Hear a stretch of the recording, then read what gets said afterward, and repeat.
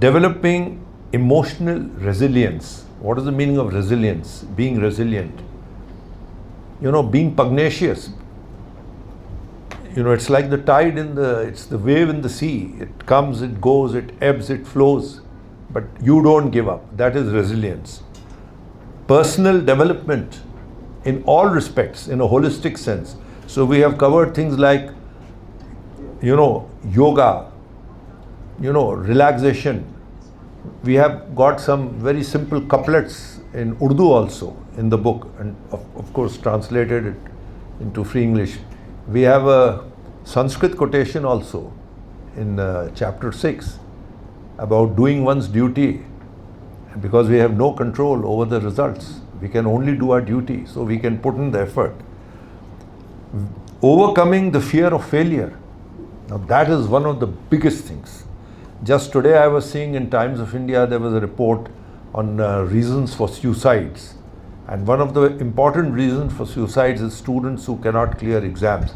It's not about civil services, it's just any exam. Then sustaining mental, emotional and physical well-being. Here is a person to my right who, touch wood, by the grace of God, still plays cricket. He is almost 70, I think. And here is another person to my right, of course, about almost 8 years younger to me, who just trekked 16 kilometers going, 16 coming down Kedarnath. So that's Subramaniam Sahib. So physical well-being. But physical well-being cannot come unless you are emotionally stable. And for being emotionally stable, you have to be mentally strong. So it is all intertwined. So we have covered these aspects in our book. In chapter 6, which is Mantras for Success, we have spoken about developing the right mindset. And we have been very practical. You see, this is something which Dr. Khan in particular suggested, and I thought about it and I said, you are right. He said, sir, let us put boxes. So almost every page has these boxes, and they are very carefully thought out by both of us. So if somebody doesn't want to read the book, but he just picks up the book and glances, at the beginning of every chapter you have a summary, so you know what that chapter contains. And then you go through the boxes and the narrative or the prose, you will find complements and supplements what is mentioned in those boxes. And then we have done very careful referencing at the end. We have quoted masters on the subject, for example, Stephen Covey, when we talk about management. And we have spoken of concepts like vision, mission, framework, which many people use in their day-to-day lives, but are really unaware that they are using, and then how to use it with greater effectiveness. Balancing between self-study and coaching. Again, something very important. See, coaching institutes are there, dime a dozen in Hyderabad also, and every major city in India. Kota is known as the coaching capital of India, mainly for engineering and other things, but including civil services, of course. So how to make the best use of coaching institutes? We are not saying that don't go to coaching institutes. Do go. But then you should be clear. What is it that you hope to learn from there? Then we have spoken on things like health and diet, I mentioned. We have said do not work more than maybe 7 to 8 hours. Now, these are all very general suggestions. Some people have the capacity to work for more than that. But why we are saying do not? Because don't stress yourself out. Don't collapse. Relax. And we have given, time schedules, and we have given very practical suggestions how to divide your day starting at 6 a.m. And 6 a.m. is important because you shouldn't get out of bed at 10 a.m.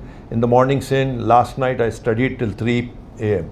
No, we have said you must close everything by 9 p.m. And we have said personal time, personal hobbies. Then we have spoken about something which nobody talks about, human relationships, quality of human relationships, peer group. See, supposing all of us, let us say, are appearing for an interview which Mr. Khan is doing, and only one person will be selected. We are about 35 people now in this room. So we are all rivals and competitors for that one single assignment. But while preparing for it and going through different stages, we need not be rivals, we can be competitors. There's a difference in being a rival and in being a competitor. So these are the sort of things we have spoken about in the book. In chapter 7, we have spoken about concrete management concepts like vision, mission, framework, Maslow's hierarchy of needs. Now, Maslow's hierarchy of needs is well known. It has 5 subsets. So we have covered each of those subsets individually. And this is very important. Love, belonging, and esteem needs. In fact, this is part of Maslow's. Who talks of love, belonging, and esteem in preparing for a civil service exam?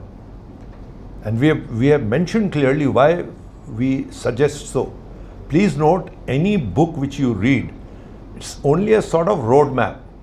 The title of our book itself is A Winning Approach. It doesn't say that, formula for selection or something. Nothing. It's just an approach.